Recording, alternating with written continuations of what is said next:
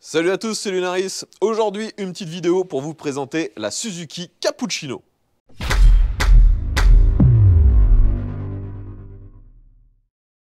Donc les amis, aujourd'hui une vidéo un peu spéciale, ce n'est pas un test, je suis avec Benjamin qui m'a invité pour venir voir sa nouvelle voiture qui vient juste d'être importée du Japon par Carcoy. Vous connaissez cette entreprise si vous suivez mes vidéos. Donc on va aller voir la voiture et ensuite on va vous présenter un peu le projet de Benjamin lié à ce véhicule. Donc les amis, tout d'abord, petite présentation de ce véhicule. Donc vous voyez, il s'agit d'une K-Car, une Suzuki Cappuccino, qui était à l'époque de sa commercialisation la rivale de la Honda Beat, qui est juste derrière. Donc vous voyez, elles ont la même taille. Ce sont des véhicules qui font 3,30 m de long, c'est bien ça? C'est bien ça. Donc 3,30 m de long et même puissance, les deux font 64 chevaux. Par contre, on n'a pas du tout la même motorisation. Je rappelle que sur la Honda Beat, on est avec une motorisation qui est à l'arrière. Donc le moteur est juste ici.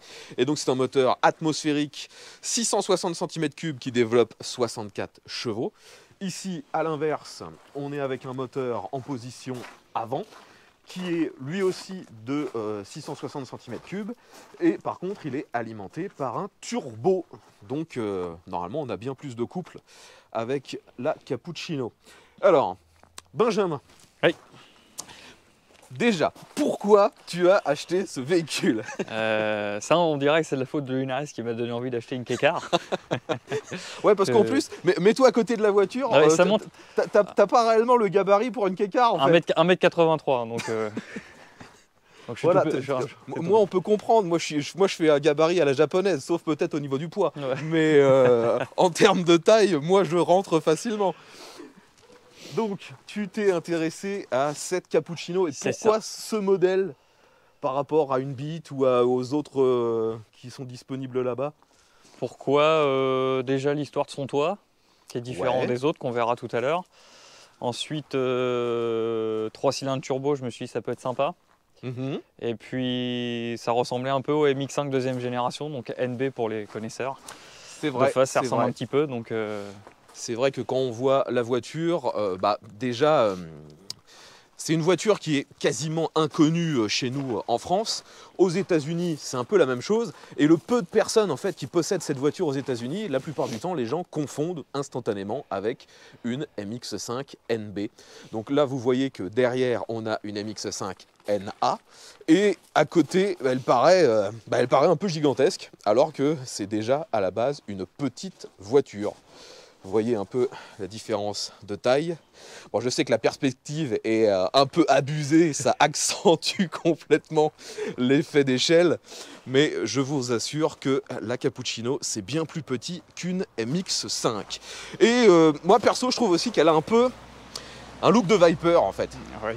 Ce qu'on pouvait aussi dire, d'ailleurs, de la MX-5 NB. Donc, tu nous as parlé du moteur. Est-ce que tu peux nous ouvrir le capot? On va jeter un coup d'œil à ça. On va voir ça. Donc du coup, véhicule RHD, obligatoirement. Véhicule japonais. Tout ce qui vient du Japon. L'ouverture du capot, c'est dans la boîte à gants. Et non sous volant comme la plupart des véhicules. Tac.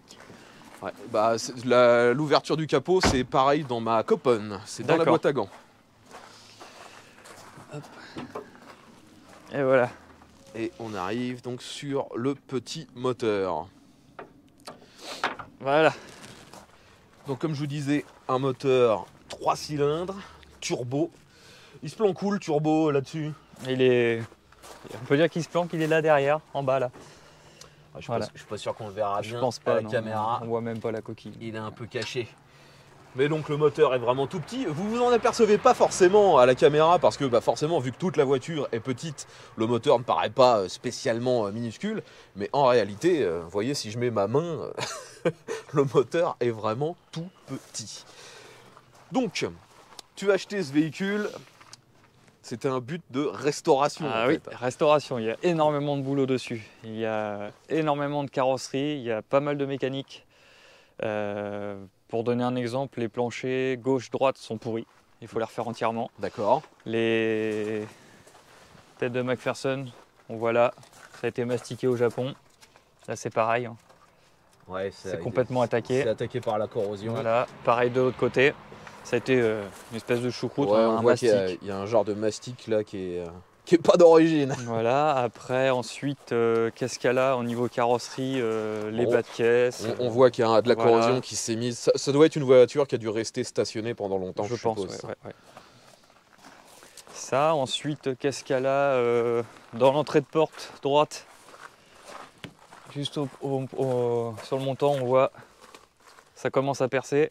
Ouais, là il y a de la corrosion aussi. Il y en a ici, là, le bas de caisse. On peut aller le visiter. Ah, il y a vraiment du boulot. Hein. Oui. Donc, là, les tourdelles. Il y a un petit peu de bulles. Ouais.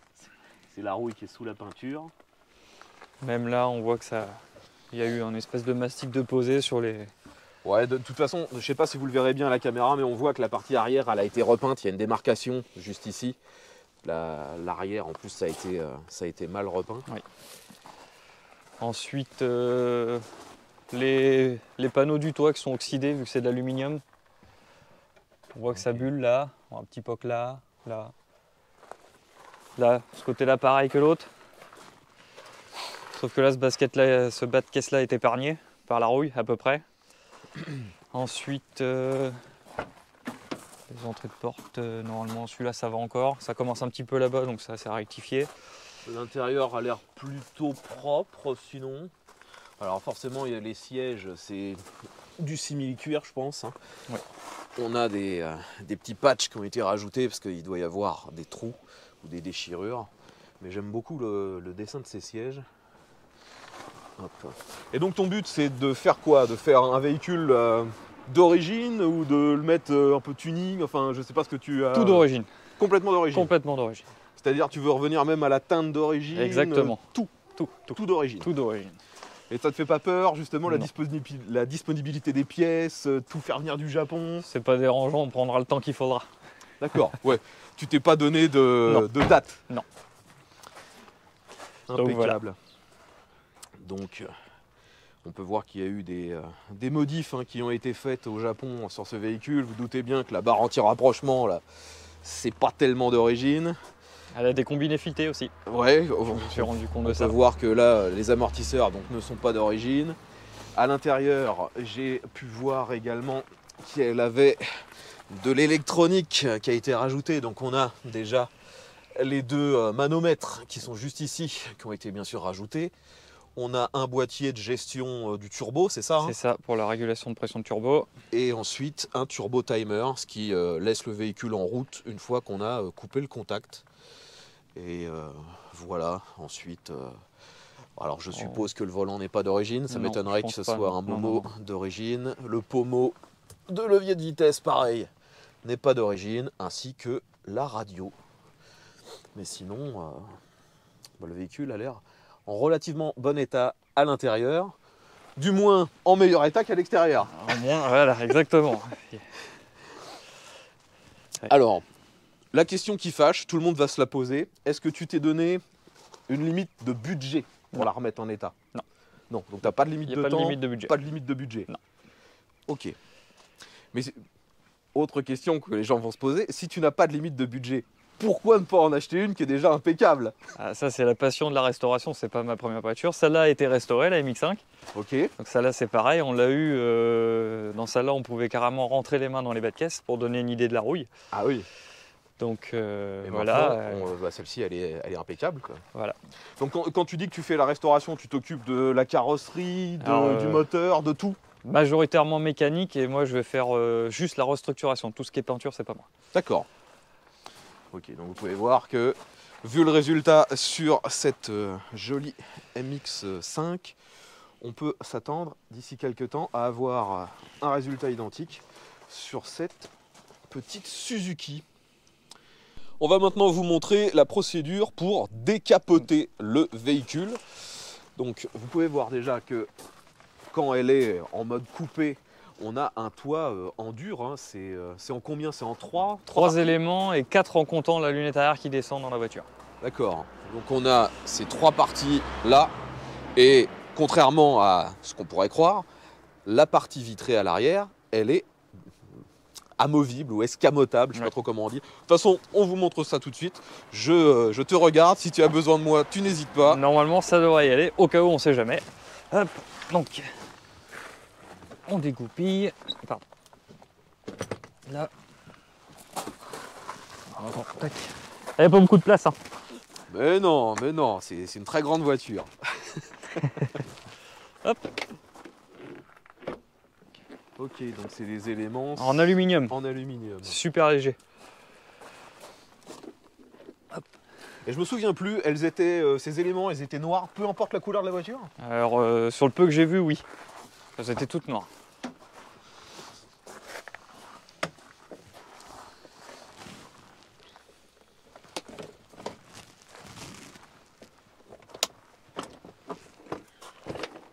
Et hop, une targa. Hop. Donc on a déjà les deux parties d'enlever. Reste la partie centrale.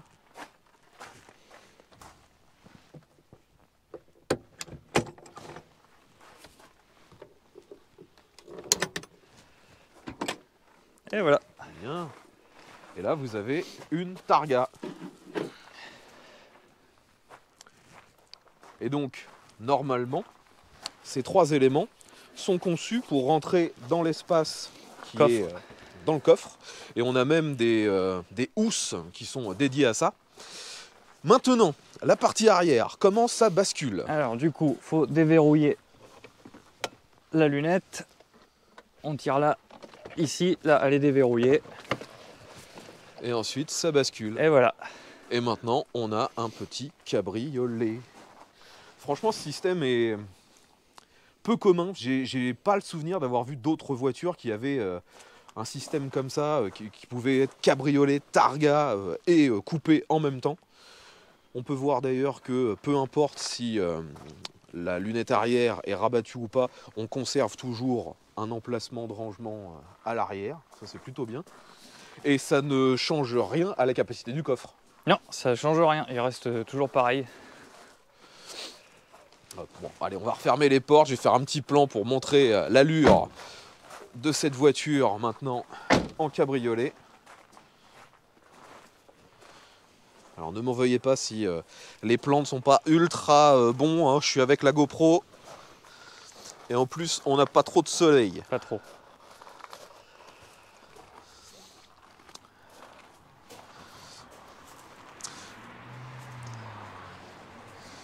Elle est vraiment mignonne cette bagnole. Ça a une bonne petite bouille. Et puis regardez cette particularité un peu bizarre. Ils n'ont pas mis le feu de recul directement dans les optiques arrière. Le feu de recul a été déporté juste ici. C'est assez bizarre. Hop, allez, un petit plan. On voit le troisième feu stop. Et l'habitacle. On va aussi vous montrer donc le coffre, parce que cette voiture, bien que petite par sa taille, a quand même quelques rangements. Un immense coffre. Et on retrouve donc les fameux sacs qui sont là pour contenir les éléments du toit qu'on a disposés juste ici par terre. Donc si on enlève les sacs en dessous, on trouve normalement la roue de secours, et quelques outils. On a aussi un cric. Donc forcément, si on compare avec une voiture standard, on va dire que c'est un espace de rangement qui est assez petit. Mais si je compare avec sa concurrente directe, la Bit, si je vous montre mon coffre, là vous allez comprendre la différence. Voilà. Donc le coffre de la Cappuccino est facilement 3-4 fois plus grand que sur la Bit.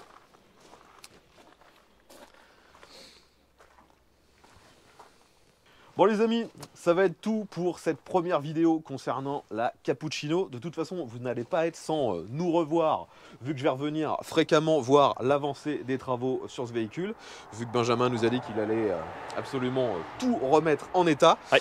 De toute façon, vu la rareté du véhicule, si vous êtes intéressé par les K-Cars, vous allez suivre cette chaîne, vous allez suivre cette liste de vidéos et vous allez aussi regarder les vidéos concernant ma bite. Bon les amis, si vous avez des questions, si vous avez des remarques à faire concernant ce véhicule, eh bien vous mettez ça bien sûr dans les commentaires, l'espace est là pour ça. Et on se retrouve très bientôt pour la suite où on sera bien sûr avec Benjamin. Allez, à tous. Salut.